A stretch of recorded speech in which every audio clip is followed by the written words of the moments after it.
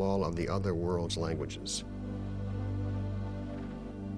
There's a reasonable hypothesis that these clicks are in fact ancestral sounds which have been lost in all of the other world's languages, probably lost just once in Africa. And then the group which lost these clicks left Africa and spread throughout the entire world. When I ask another colleague, paleoanthropologist Richard Klein, also from Stanford, he goes even further. Speech is more than just communication. It's also the way you model your world. You can ask what-if questions. What if I mounted this piece of stone on the end of this shaft in this way, and I put a string across this bowed thing, and I tried to shoot the shaft with this bowed thing? What if? You know, that kind of question is something that probably requires language to be answered effectively, even if it's just one person talking to themselves in their mind's eye. 50,000 years ago, Click was a new and complex language. There'd been nothing like it before. But there were other innovations too. They showed me this. It's a spear tip finely crafted from bone. It might not seem like much today, but when our ancestors started using it, it was the last word in technology. The smart missile of its day.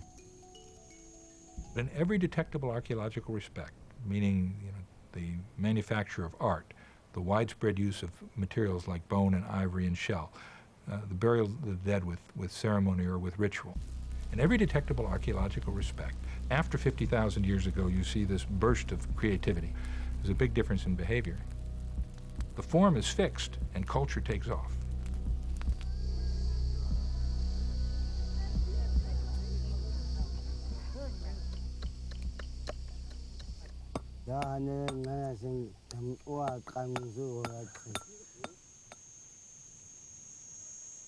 Interesting, so they didn't use stone? No, they didn't use stone, they used the bone. The bone? Yeah. Because it's more efficient, the arrows were finer and... Yeah.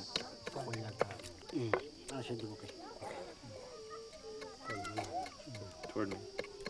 Yeah, you have more control. Great. So you just want to make it very round and very smooth. Now we're getting somewhere.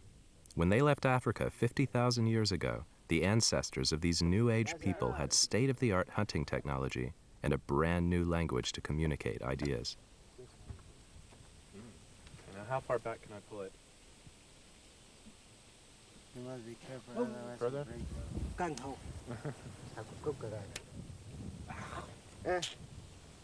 it wouldn't work. Pulling to the right. But they weren't philosophers, they were hunters.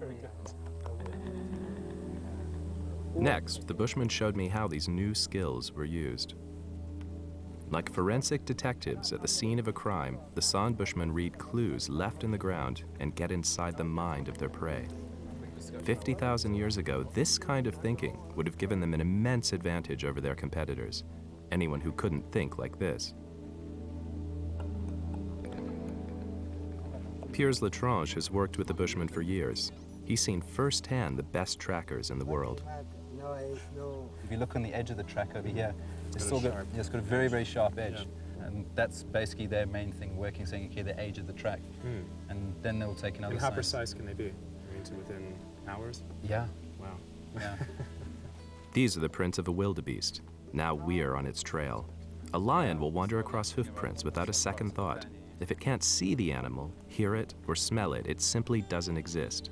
It would have been the same for our distant ancestors. But 50,000 years ago, these trackers learnt to see into the past and into the future. The hoof print told them that an animal had walked this way in the past, and if they followed its tracks, in the future they'd fill their bellies.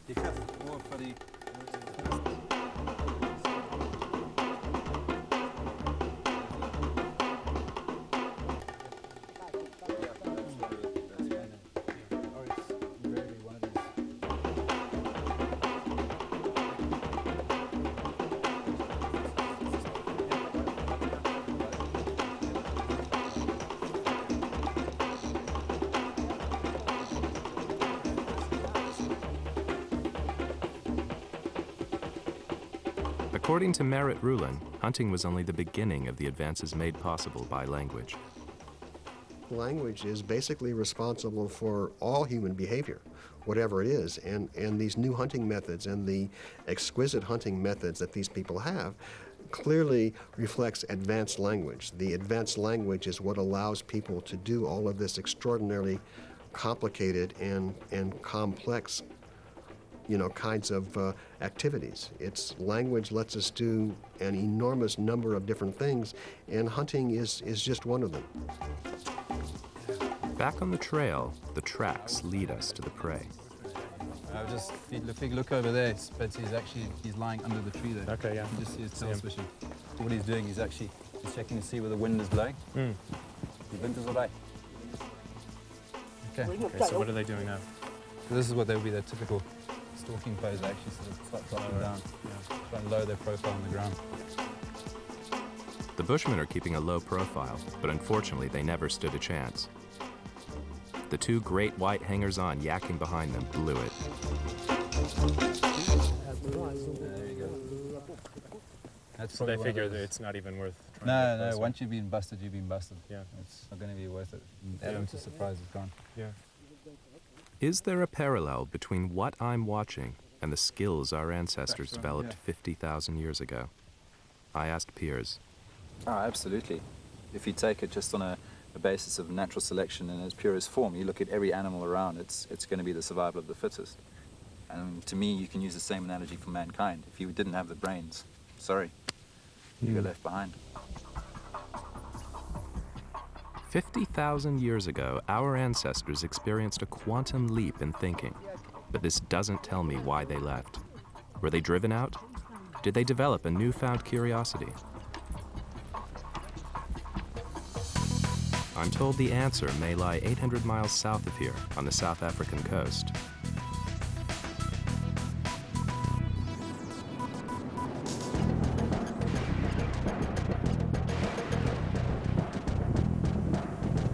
Now this is a cave with a mysterious past.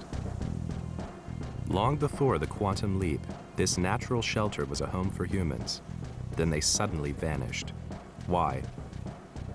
De Kelder's cave contains human bones dating back 80,000 years.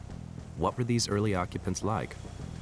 I asked Royden Yates, an archaeologist from the University of Cape Town, to describe them to me. And that's the lower jaw. What's important is the presence of a chin. So this is somebody who would not be very different in appearance to any human being living today. Dress them in a suit, stick them in an office, couldn't tell the difference. Absolutely, nobody would give them a second glance. They may have looked like us, but the people who lived here weren't as smart. These people lived here before the quantum leap in thinking. Royden showed me their tools. You find blade-like pieces. And these would have been chipped off a core. That's a right, central detached piece of off of- stone. That's right. Chop up a bit on the edge. And then you find over here other pieces which have a natural point.